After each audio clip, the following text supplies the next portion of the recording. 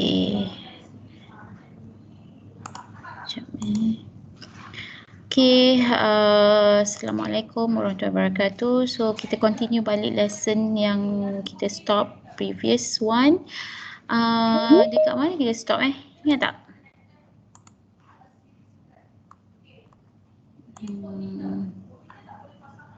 Sekejap mana screen? Nampak tak teacher punya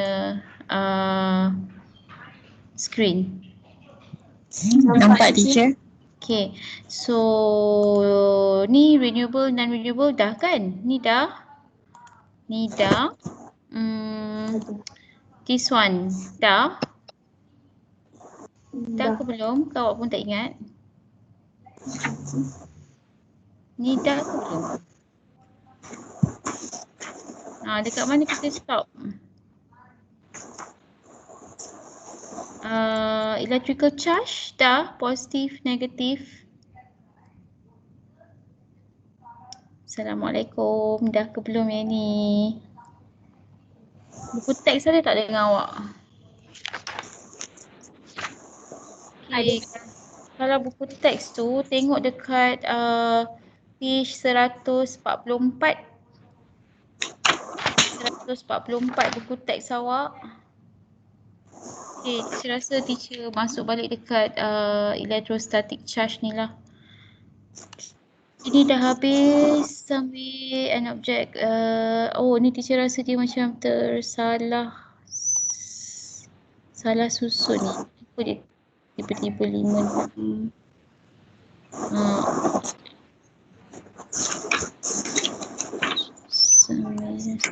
sini. Tak ada ni 5 ni.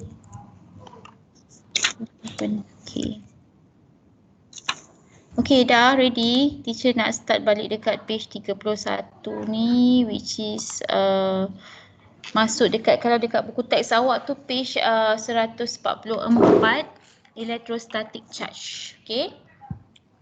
Okay, dah ready ke? Ready teacher. Okay, so kalau boleh tolong dengar lah. Dengar sebab topik macam ni agak susah nak faham. Okay, jadi tolong jangan tinggalkan awak punya phone ataupun awak punya laptop dan awak tinggal buka dan biar sahaja. Lepas tu awak pergi tak mana-mana. Lepas tu awak tak dengar. Lepas tu nanti masalah kat situ.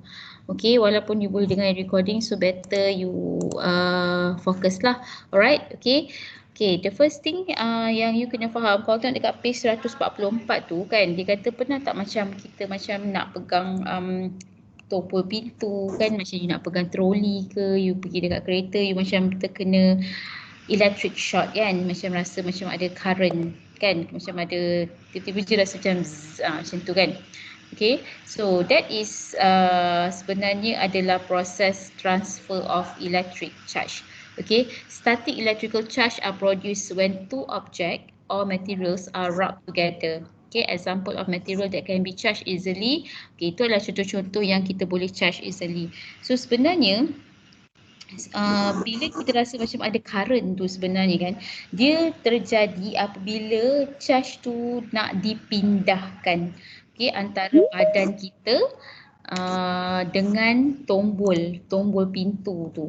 Okay, itu sebab itulah dia macam ada macam current. Okay, so that has that static electrical charge. Okay, this static charge itu yang kita panggil sebagai electrostatic charge. Okay, itulah kita panggil sebagai electrostatic charge. Di mana kenapa macam ada rasa current, sebab itu adalah proses untuk transfer of charge tu. Charge tu nak dipindahkan. Okay. Alright, okay, an object that lost electron, okay, bila sesuatu objek tu dia hilang elektron, dia akan jadi positively charged. Kenapa? Sebab elektron itu bercharge negatif. Okay, so bila dia hilang elektron, dia akan jadi positive charge lah. Because there are more proton, okay, sebab dia ada lebih banyak proton. Tapi bila the transfer of charge particle happens when two different substances are rubbed, okay, the charge formed by friction is known as electrostatic charge. Okay, so contoh ni kan, benda electrostatic charge ni dia terjadi, awak kena faham daripada mana datang ni electrostatic charge, daripada friction. Friction tu geseran. Contohnya awak gosok tangan awak dua-dua. Okay, kalau awak gosok dua-dua, okay, sekarang ni konsep dia, kalau macam suatu benda tu dia punya dia neutral, maksudnya dia balance.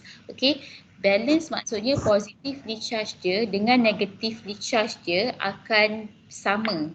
Okay, bilangan sama. Tapi apabila awak gosokkan dia, okay, macam kita gosok ni, nampak ni, the cloth leave electrons on the plastic strip. Okay, bila kita gosokkan dia, kita geserkan dia, gosokkan dua benda tu bersama-sama, charge dia akan jadi tak balance. Okay, tak balance maksudnya bilangan charge positif dengan negatif dia berubah. Mungkin dia jadi positively charge sebab dia kehilangan elektron, mungkin dia jadi negatively charge sebab dia dah terlebih elektron. Okay, so itu awak kena faham. So daripada situlah charge itulah yang terbentuk, itulah kita panggil electrostatic charge. Okay, so daripada mana datang electrostatic charge? Daripada two different substance are rubbed. Okay, daripada friction. Okay, daripada friction tu yang datangnya electrostatic charge. Alright. Okay, so macam kalau macam kita tengok dekat page 144 tu, okay, tengok. Dia nak activity 7.2 tu dia nak tunjukkan yang electrostatic charge tu wujud. Okay, so apa dia buat? Dia akan gosokkan polythene rod dengan wooden cloth. Okay, dia gosok. Okay, bila dia gosok dua benda gosok kan, bila dua benda bergeser, bergosok macam tu. Okay, selepas tu dia kata hold the rod close to piece of shredded paper and record your observation. So, apa yang kita nampak, polythene rod tu dia boleh menarik cebisan-cebisan kertas. Okay. Dia akan menarik cebisan-cebisan kertas tu. Okay, macam mana dia boleh tertarik? Sebab apabila dia digosokkan, dia punya electrostatic charge akan ada lah. Okay, maksudnya charge dia dah tak jadi balance. Okay, so dia tertarik. Awak kena ingat positif dengan negatif charge akan menarik. So kalau dia menarik macam tu, sekarang ni dekat polythene rod tu mungkin dia bercharge negatif. So dia akan tarik the pieces of shredded paper yang bercharge positif. Okay, sebab tu kita kena gosok dulu benda tu untuk hasilkan electrostatic charge. Okay, so static electrical charge ada dua. Okay, sama ada positive charge ataupun negative charge. Tapi awak kena ingat positive charge dia takkan boleh bergerak. Proton tak boleh bergerak. Yang bergerak hanyalah elektron je. So kalau sesuatu benda tu elektron dia banyak, dia akan bercharge negatif. Kalau sesuatu tu elektron dia kurang, dia akan bercharge positif. Bukan sebab proton dia banyak, tapi sebab elektron dia yang kurang. Alright. Okay, tengok karakteristik of electrical charge. Okay, kalau sama dia akan menolak. Okay, kalau tak sama dia akan attract lah. Ini yang kita tahu. Okay, this one kan, kalau awak tanya macam mana dia boleh jadi positive charge, macam mana jadi negative charge, yang itu susah nak jawab. Okay, tapi memang ini adalah benda-benda yang wujud sekiranya dia lebih pada bercharge. Macam badan kita, ada orang bercharge positif banyak, ada orang yang bercharge negatif banyak, dia macam tak sama. Okay, so kalau kita gosok-gosok polythene tu sebenarnya dia akan dia akan jadi sesuatu benda yang negatif ni polythene rod ni. Okay, dia akan jadi negatif. So that's why dia boleh menarikkan pieces of paper. Okay. Mutekan semua sekejap. Alright. Okay, kalau awak ada soalan nak tanya, boleh buka mic. Okay, kalau ada soalan nak tanya, boleh buka mic untuk tanya soalan. Alright, okay, so this is contohlah, ni macam kita guna bits of paper, kita gosok dulu plastik ruler tu. Okay, kita gosok dulu plastik ruler, gosok untuk dapatkan electrostatic charge. Okay, sebab apa? Sebab kita tahu dengan menggosok, okay, dengan mengadakan friction, dia akan tak stablekan charge. Okay, charge tu tak akan jadi stable. Maksudnya mungkin dia positively charge ataupun negatively charge. Okay, kalau ruler dia jadi apa kalau ruler ni? Okay, so ruler ni dia akan tarik paper juga. Okay, yang ini nampak Okay, kalau dua-dua ni, mungkin kalau water tap ni air ni bercharge positif, yang ini ruler ni bercharge positif, dia akan menolak. Okay, positif dengan positif dia akan menolak, positif dengan negatif dia akan menarik. Alright, okay, so this is what we call electroscope. Okay, electroscope is sesuatu alat untuk detect static electrical charge. Okay, so yang ini ada dekat makmal. Okay, di mana awak boleh tengok page 146 kalau dekat awak punya buku teks page 146. Okay, so dekat situ kan dia kata kalau sesuatu benda tu neutral, okay, the gold leaf tu yang bawah tu ada gambar tu does not diverge because the positive and negative charge are attract to one another. Okay. Tapi kalau sesuatu benda tu bercharge positif, kita nak tahu benda tu bercharge apa. Contohnya pembaris, kita tak tahu pembaris tu bercharge apa, so kita dekatkan je dekat metal disc tu. So what will happen sekiranya kalau ruler tu bercharge positif, okay, gold leaf tu akan, dia kata apa, the gold leaf diverge because the same charge repel each other. So dia akan menolak. Okay, kalau sesuatu benda negatif pun macam tu juga, dia akan menolak. Okay, sebenarnya dia nak detect sama ada benda tu neutral ataupun ada charge. Tapi kita tak boleh nak detect dia adalah positif dengan negatif charge sebab dua-dua gold leaf akan diverge. Okay, dua-dua akan diverge juga. Okay, kalau dia neutral maksudnya benda tu takkan bergerak. Okay, alright. Dia kata the further divergence of the gold leaf, the higher the quantity of electrostatic charge. Maksudnya kalau lagi banyak dia akan naik kan, dia akan menolak, maksudnya dia punya electrostatic charge akan lebih tinggi sebenarnya. Alright, okay, ni positif. Okay, slide ni teacher dah bagi dah rasanya untuk awak tengok. Okay, alright, so ni adalah eksperimen lah. Kalau awak ada kat sini, sebenarnya eksperimen ni boleh kita akan buat. Okay, rasanya teacher ada tanya awak kan pasal kilat kan? Tak? Awak mesti tak cari pun kan? Kenapa pasal kilat ni? Kenapa macam mana boleh terjadinya kilat ni sebenarnya? Okay. Ada dekat page 146. Okay, so sebenarnya kalau kilat ni pun sebenarnya dia adalah proses transfer of electron. Okay, transfer of electron di mana kalau macam dia produced by a discharge of electrical charge from one cloud to another. Maksudnya sekarang ni dia terbentuknya electrostatic charge bila awan tu bergeser tau. Okay, dia friction juga berlaku tapi dia friction sesama dia dekat atas tu. Okay, so sekarang negative static electrical charge build up on the clouds during a storm as strong wind rub against water. Dia bergeser dengan air, water particle semua. Okay, lepas tu sekarang ni kan dia akan, bila dia bercharge negatif, okay, so dah ke atas tu awan tu dia bercharge negatif. Sekarang dia akan dia nak transferkan negative charge dia tu. Okay, dia nak transferkan negative charge itu. So apa yang akan terjadi adalah, okay, kalau awak nampak macam ada spark, okay, awak nampak macam ada kilat tu kan, macam ada bentuk kilat tu, sebenarnya itu adalah proses di mana dia transfer of electron. Maksudnya daripada negatif, okay, pergi transfer pada positif, benda yang positif, so terhasillah kilat tu sebenarnya. Kenapa kalau masa tengah-tengah hujan lebat guruh kan, kita tak boleh duduk di tengah-tengah padang. Kenapa? Sebab bila kita duduk kat tengah-tengah padang, kita yang akan terima tau. Kita yang akan terima. Sebab kita sekarang ni badan kita, bila kita duduk dekat padang, okay, kita kira macam kita duduk di tempat yang rata. So kita je ada satu kat situ. Okay, so negatif elektron tu akan transfer dekat kita. So maksudnya kita kena, tu yang kita panggil sambar peti, kena sambar peti tu. So maksudnya kita menerima, sebab tu orang kau kena sambar peti, dia hangus tau. Sebab apa? Sebab dia menerima elektron tu daripada kilat tu sebenarnya. Transfer dekat dia. That's why lah terjadi, itu yang kita tak boleh, sebab orang kata jangan duduk kat tengah-tengah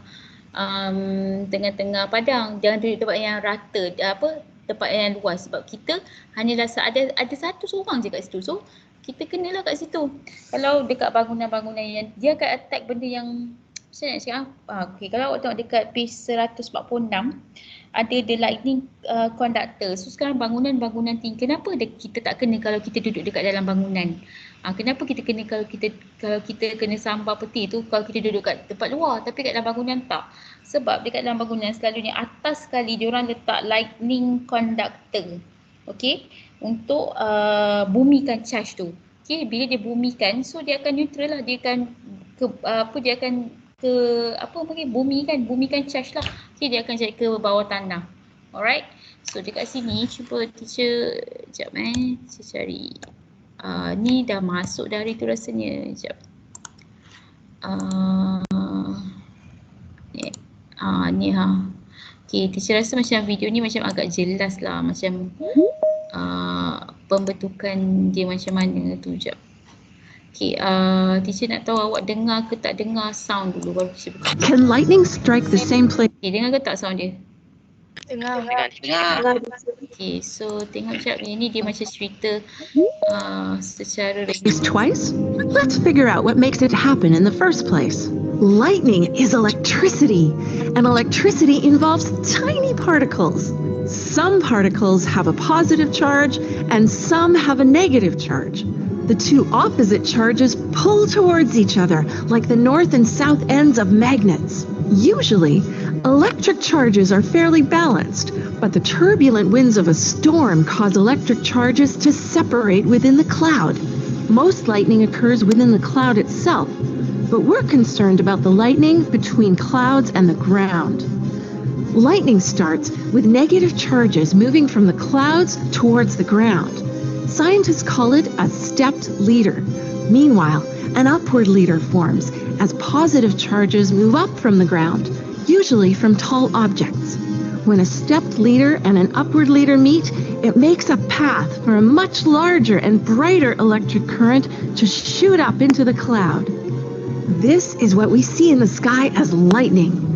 It happens so quickly that lightning seems to travel from the cloud to the ground when in fact the opposite is true. So, can lightning strike the same place twice? Absolutely. For example, Toronto CN Tower is struck by lightning around 75 times each year. In fact, in August 2011, the tower was shocked a record-breaking 52 times in 84 minutes. But don't worry, the tower was built to withstand it. So it's a safe place to be if lightning strikes once, twice, or even 52 times.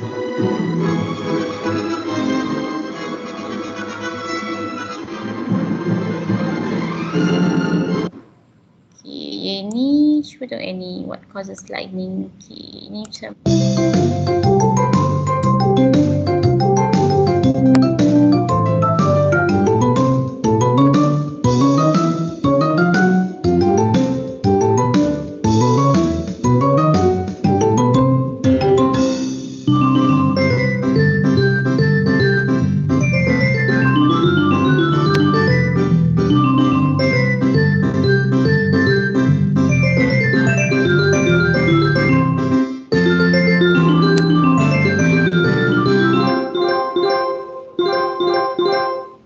Looks like it's going to rain. Yes, seems so. Yikes! I'm afraid of lightning. Professor, why is there lightning? Lightning is actually a natural electrical discharge of high voltage that lives for a very short duration. And whether it's between the cloud and the ground or within a cloud, it causes a bright flash, generally followed by the sound of thunder. The goal is to take the path of least resistance and not necessarily the shortest distance. Also, particles in the air or even water droplets can affect the path that the bolt will take. That makes it all the more dangerous, right? Yes, you can never be sure where it might fall, so you must be very careful and take shelter when there's lightning. But never stand under a tree or canopy, and when it rains, always take an umbrella along.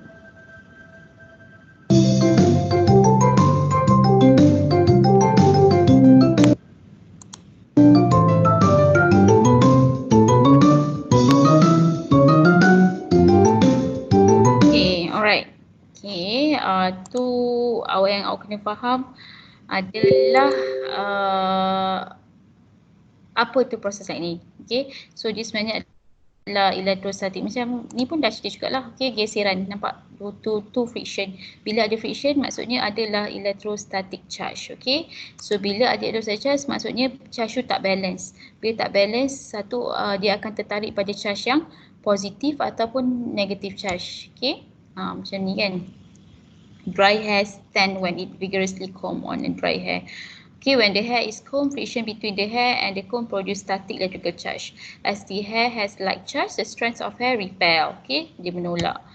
Okay, habis yang itu. Okay, kalau tengok dekat buku teks awak, dekat dalam slide tu ada tak?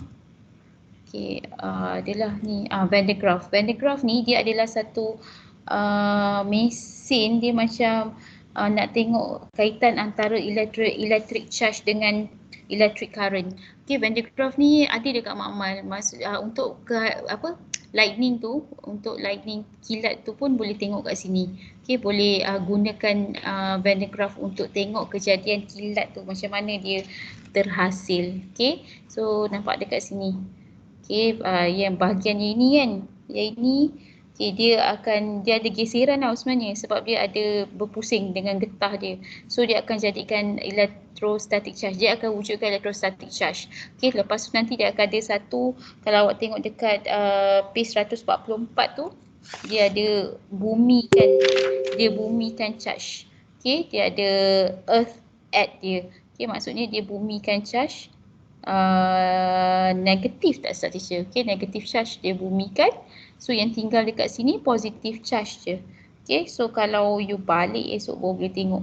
Okay, so yang ini dah masuk electric current lah. Okay, electric current sebenarnya dia adalah electricity is the flow of electrical charge. Okay, flow of electrical charge ataupun pergerakan elektron. Okay, in one direction. Okay, the continuous flow of electron form an electric current. Okay, bila elektron tu bergerak continuously, dia akan menghasilkan current. Okay, so dekat mana kita nak tengok current tu ada ke tak ada? Dekat dua benda. Satu galvanometer, satu lagi Van de Graaff yang tadi tu.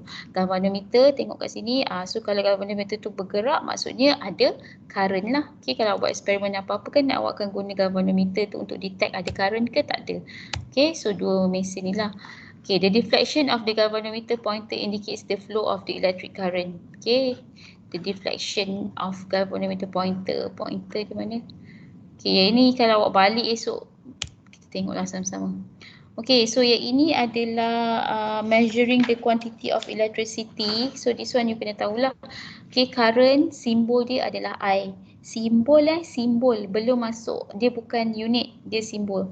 Okay, tu current.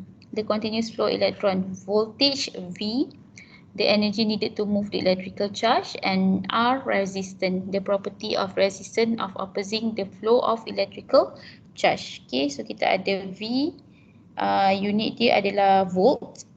Okay, I adalah apa? Current is ampere. Okay, ampere. Tip raya ni keluar masuk dengan apa ni? Tak stable. Okay, and R adalah resistance. Okay, right. Okay, so electric current flow from positive terminal to negative terminal. Okay, current bergerak daripada positive terminal. Current bergerak. So yang warna merah ni adalah current. Okay, current bergerak daripada positif ke negatif. Elektron bergerak daripada negatif kepada positif. Okay, so current bergerak positif ke negatif, elektron yang bergerak daripada negatif pada positif. Okay, so current simbol dia adalah I, unit dia adalah A, ampere. Okay, and ammeter is connected in series to the electric circuit. Okay, ammeter ni pun functionnya juga sama, nak tengok ada elektrik ke tak ada. Okay, positive and negative terminal of the ammeter are connected to the positive and negative terminal of the electric supply. So kita guna electric supply adalah battery. Okay. Okay, voltage. Okay, voltage simbol dia V, unit dia adalah volts V. Okay, so voltmeter kita connectkan dia pada parallel. Parallel tu selarian to the electric circuit macam ni. Okay, tak ni. The positive and negative terminal of the ammeter are connected to the positive and negative terminal of the electric supply. Okay, ni kalau awak ada kat sini, awak balik esok awak kena tahu untuk sambung lita. Okay, so untuk ni ada pengiraan which is kita gunakan Ohm's law. Okay, Ohm's law. Okay, that kita anggap current flow through a conductor is directly proportional. Okay, Ohm's law given by the following formula. Formula dia adalah V over I sama dengan R. Okay, so kita anggap current flow. Okay, current flow ni VIR.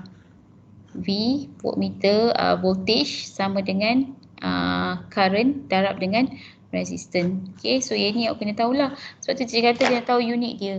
Unit ini simbol. So kalau unit dia ni volt, yang ni resistance tadi apa? Unit resistance R kan?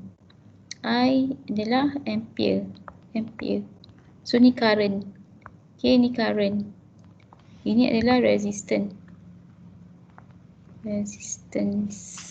Okay. Okay, so kalau macam tengok ni, kalau ni berkadar songsang lah. Sebab apa? Sebab dia punya ni V current dia kat bawah, I dengan ni. So dia berkadar songsang. I dekat atas, R dekat bawah. Maksudnya kalau I tinggi, R mesti rendah. Okay. Kalau I rendah, R mesti tinggi. Okay, itu ampere dengan resistance. Okay, current dengan resistance. Okay. Alright, so masuk 7.2 is okay. So dia punya formula sebenarnya VIR. Okay, so formula dia V sama dengan IR. Okay. Ada ke yang tak ada buku teks? Ada tak yang tak pergi ambil barang ke semua ambil barang? Awak ada yang tak ambil barang ke hari tu? Ada tak? Assalamualaikum. Ada ke tak ada? Ya, teacher. Semua ambil ke? Tak pasti kan semua ambil. Habis tu okey, sekarang ni ada tak yang tak buku teks awak ada tak dengan awak sekarang? Ada. Kalau ada, teacher nak suruh sekejap tengok page 152. Okey. Sekejap. Okey.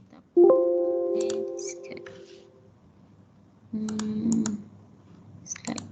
Okey, sekejap teacher try bagi soalan ni. Okey, so sekarang formula kita adalah V sama dengan IR. Okay, let's see dia kata, so what is the resistance of a car light about conducts 0.025 M current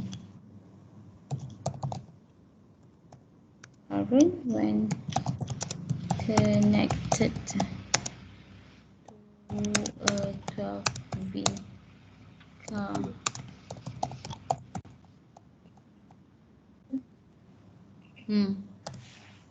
Ni apa? Ni apa?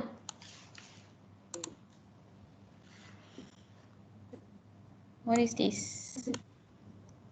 So dia nak apa sekarang ni?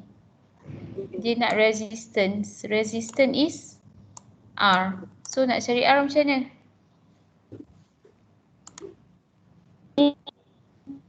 V. Nak cari R macam mana?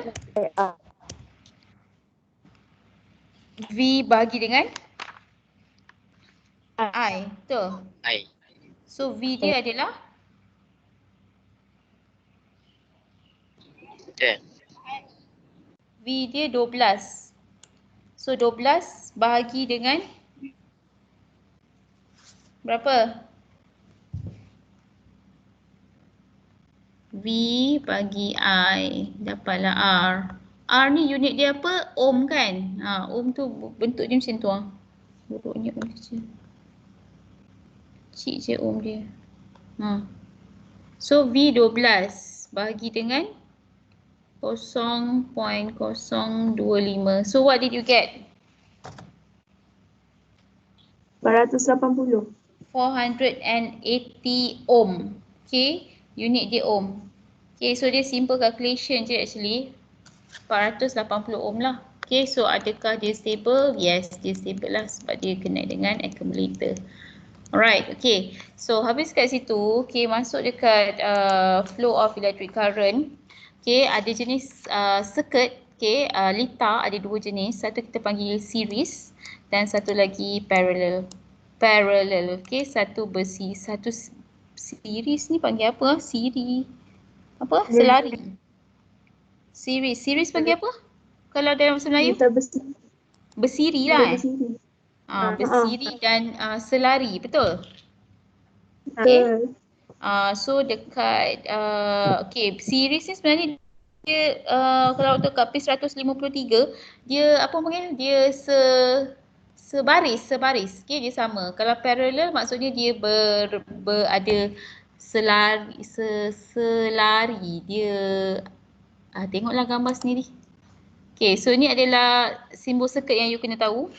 Okay, macam mana simbol cell, lamp, switch. Okay, so yang ni aku kena tahu Alright, okay, apa beza series dengan, awak dah belajar benda ni? Litar siri, litar selari ni awak dah pernah belajar ke? Dah. Berapa kali? Darjah 6. Oh, okey. So senang lah, awak dah tahu kan litar apa beza dia. Macam ni Kalau bersiri macam ni, kalau selari macam ni. Awak dah tahu beza dia kan? Dah, teacher. Okay, a series circuit is made up of electrical components that are connected one after another. Okay, when the current flow is single path. Okay, itu kalau bersiri. Kalau selari pula, dia separated into several different paths. Okay, and each parallel path has electrical component. Alright, itu beza dia lah. Okay, so ini adalah parallel selari. Okay, kalau selari V dia sama dengan V1, V2, V3. Sama dia dapat sama kan sebab dia jalan yang berbeza. Betul tak? I dia pun sama, I1 I dia, current dia tak. Current dia, I dia adalah I1. Betul tak? Tambah ke sama? Sekejap Parallel.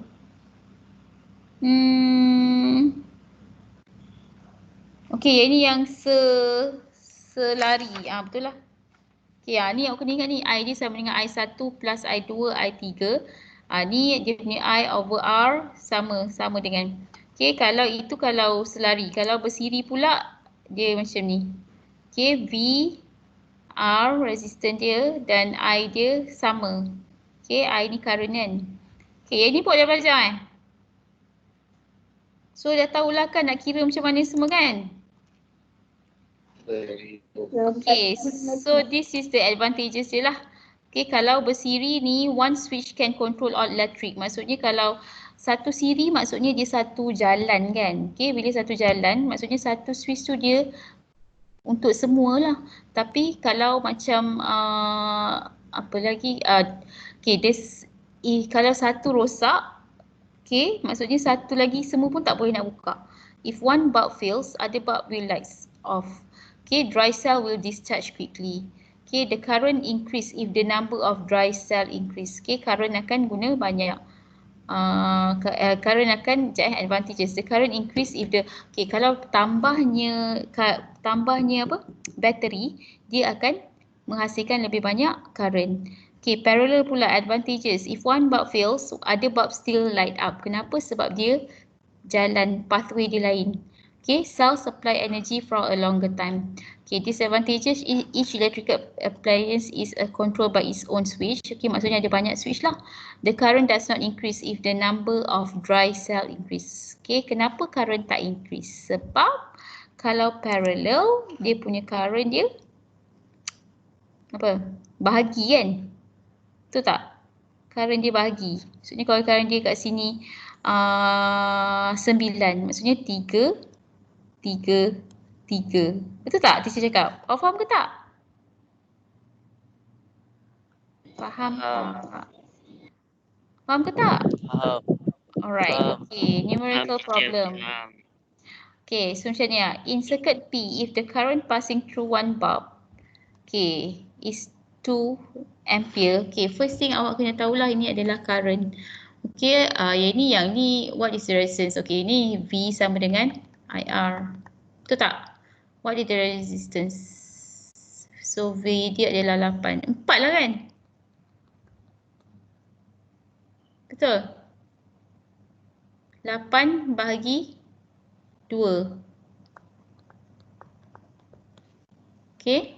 Tak ada apalah. Senang je soalan ni. Okay. This one. Okay. So yang ini adalah awak punya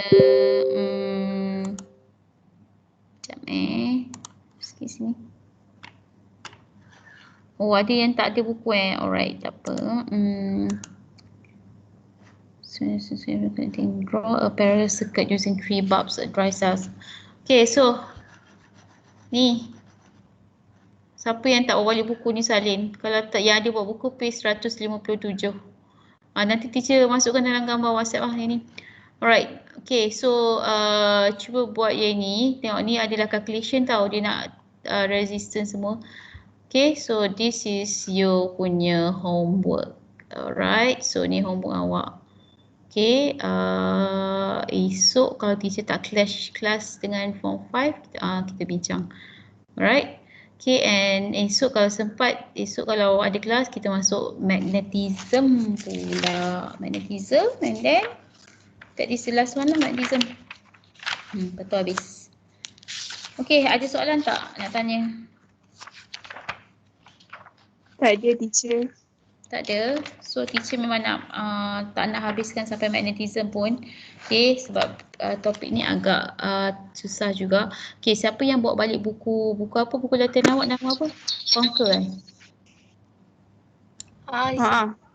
siapa yang bawa balik buku Conquer, tengok latihan yang boleh awak buat. Okay, dan teacher akan bagi mana-mana kena. Ya, apa dia? Soalan tu gambar nak kena lukis juga ke? Draw a parallel circuit using 3 bulbs, a dry cell, a switch. Draw lah, lukis lah. Maksudnya dia 3 soalan. Lah. Apa dia? Tiga soalan tu kena lukis lah. Ke apa? Tak payah. Yang soalan yang first je. Soalan yang kedua dengan 3 adalah pengiraan, betul? So tak payah kira, just refer pada gambar aja yang dia bagi je. Okay, boleh? Boleh. So nak tanya soalan. Apa dia? Kan bila kan waktu doktor kan dia doktor pakai defibrillator kan. Kan dia selalu gosok buat friction kan. Tu dia untuk apa? Dia untuk electric charge ke? Apa doktor pakai apa? Defibrillator. Oh, yang untuk ni untuk orang nak bagi dia sedar tu